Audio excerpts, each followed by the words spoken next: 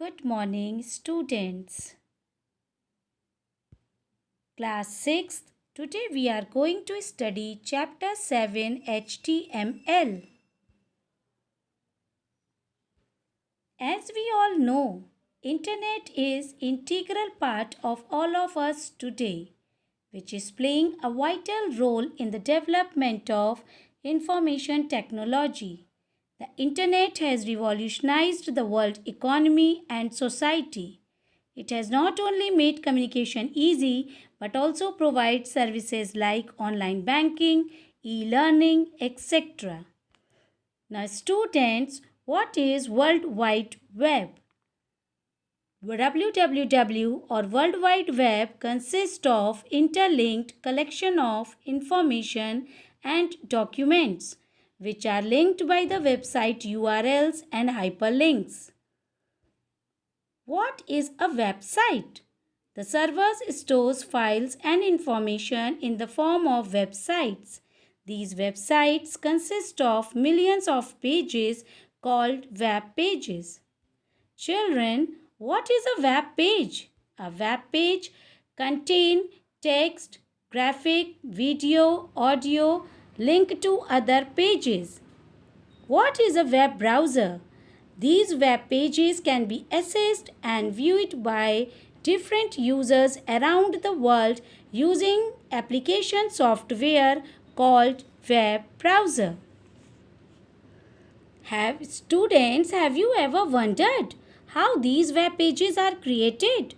Which language is used to write these web pages? Answer is HTML. HTML stands for Hypertext Markup Language. It allows the user to create web pages that contain both text and graphics. So children, let's enjoy designing our own web pages. But before that, what does hypertext and markup mean? Hypertext is a word coined by Ted Nelson in 1965. Hypertext is a text that is linked to some other text in such a way that when we click on it, linked text appears on the screen. Here you can see hypertext is linked to other text.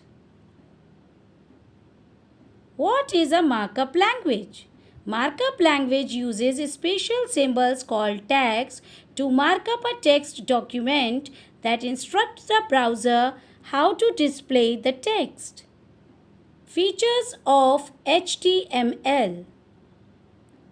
First of all, students, it is very easy to learn and apply as the tags are quite simple. For example, to demarcate a paragraph, the tag used is P.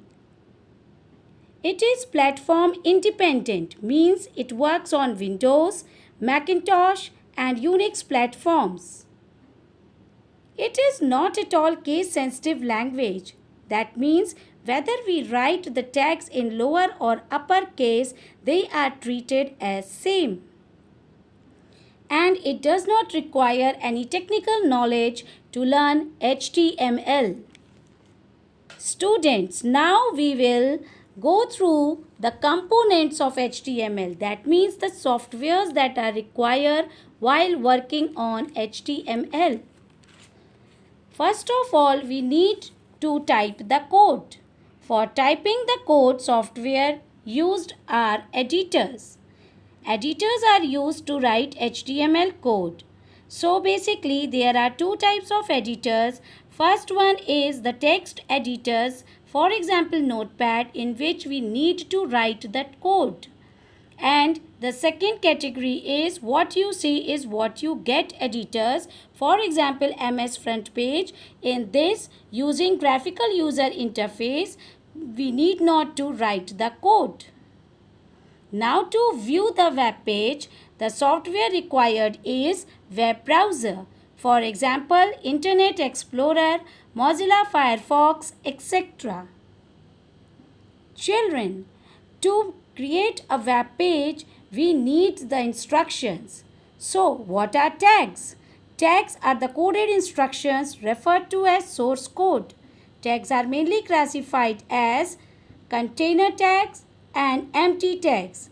Let's go through these categories one by one. Container tags. These are the tags that are also known as paired tags. These tags have both opening as well as closing. For example, HTML, it is a container tag.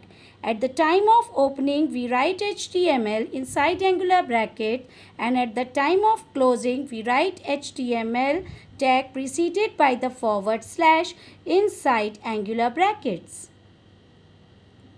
Empty tags. These are also known as standalone tags. These tags do not have any closing. For example, BR. This tag is used to break the line. Now children, let's see the HTML page structure. Basically, HTML page is divided into two sections, that is the head section and the body section.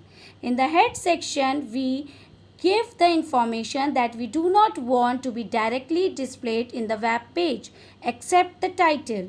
And in the body section, we provide the contents that are displayed in the web page. Now children, let's see the basic structure of HTML. First of all, the first tag which is typed is HTML tag. This tag defines the document as HTML document. Second tag is head tag. This tag is used to display the information that we do not want to be displayed directly on the web page. Third is title tag. This tag is used to give a title to the web page. And fourth is body tag.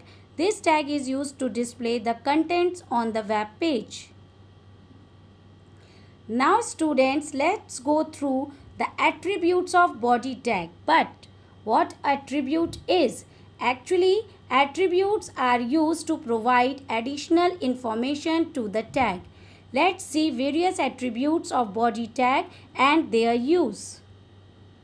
BG color. This attribute is used to fill background color in the web page. The default color of the background is white. Text. This attribute specifies the color of the text in the web page. The default color of text is black. Background. This attribute sets an image as background of the web page. BG color and background both cannot be displayed together. Left margin. This attribute specifies the amount of space that can be left blank from the left margin of the browser window. Its value is specified in pixels. Top margin. This attribute specifies the amount of space that can be left blank from the top margin of the browser window. Its value is specified in pixels. So students, now you have understood what is HTML. It is a markup language used to create web pages. Okay children, read the chapter carefully. We will meet in the next class.